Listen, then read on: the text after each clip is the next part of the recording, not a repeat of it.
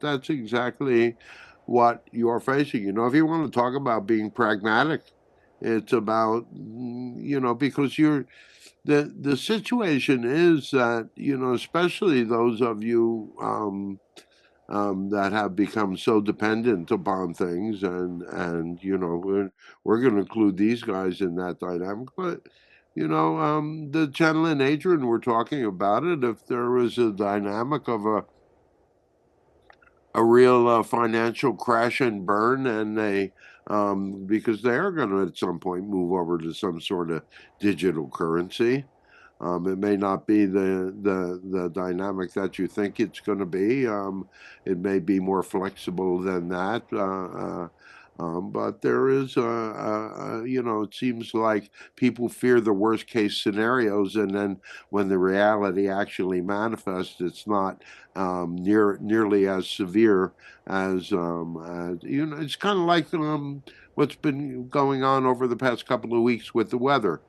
The the dynamics of, if you look at there's this whole number of people that are out there on the internet, and they're trying to give you the weather it's going to be in 2 weeks, and all of that stuff. And what they wind up doing is they wind up overestimating.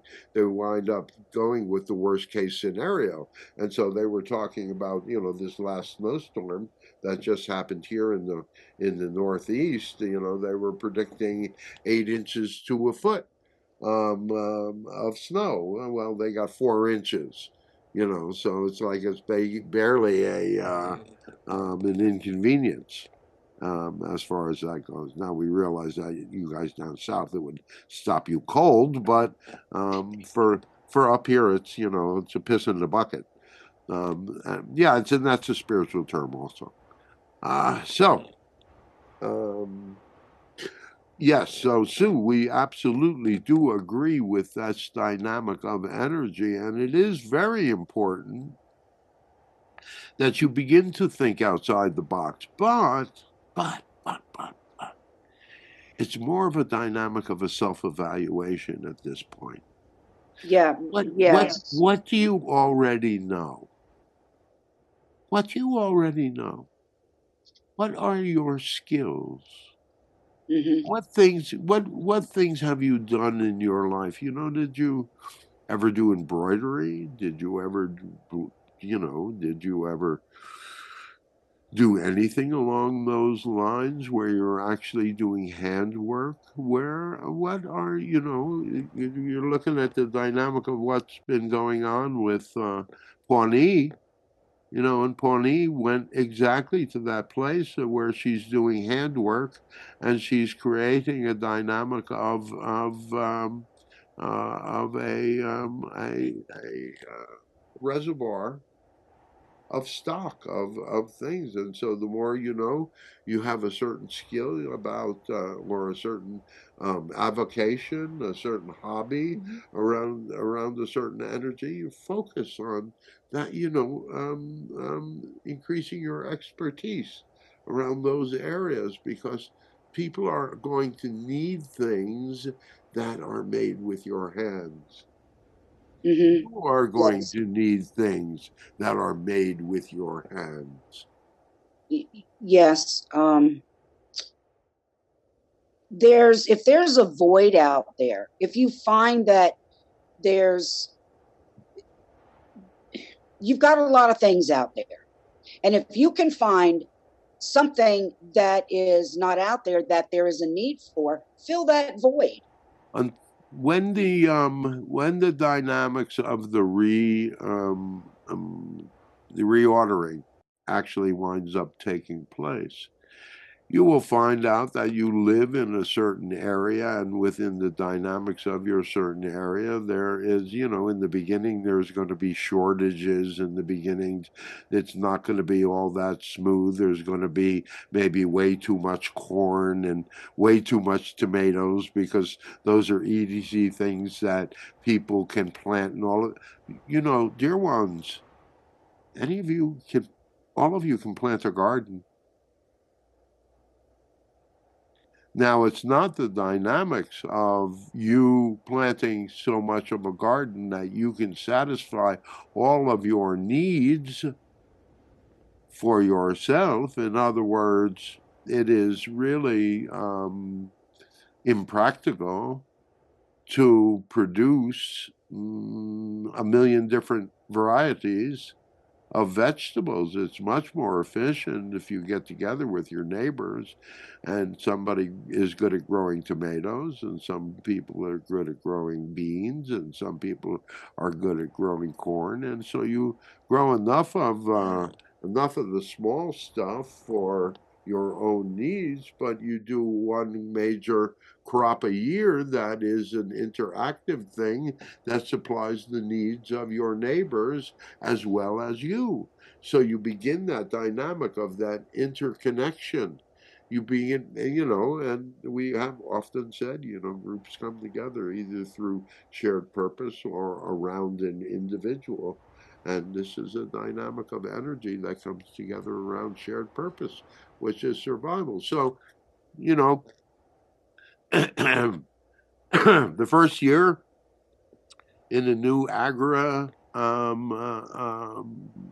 society is going to be chaotic. But by the time the second year, the second season comes around, you will begin to, and those of you that live in places where there's 2 or 3 seasons that you have a growing season, you're going to be even better at that dynamic. But you'll learn about the soil and you'll learn about yourselves and you'll learn about patience and you'll learn about hard work, but you'll also learn about the connection with Mother Earth. And it is actually a much more spiritual way of being than being locked in an office under fluorescent lights all day long. And so it's more a matter of, how, if you think about how you can begin to interface with your reality, how you can begin to interface with nature, you know, unless you have a black thumb, then you will do. And if you have a black thumb, you can always volunteer to turn over soil or add. There's any number of things that can be done. That can be done. All right. So, and we don't think it's going to be a situation where you lose all electricity or anything like that. So, it will be more convenient than that. But what good is electricity if you can't afford to pay for it? And again, there are those dynamics. We don't want to go into the dynamics of gloom and doom so much as to say there are certain services that will maintain. There are certain dynamics of energy that it will not go completely to zero. Because there are those things that are needed on a collective level. But all of that stuff is about to be reordered, basically, because the last 70 years you haven't been paying attention. Being the live and let live people, you kind of tended to let the controllers have charge of the dynamics of your reality. And so they've managed to fuck it up to the max.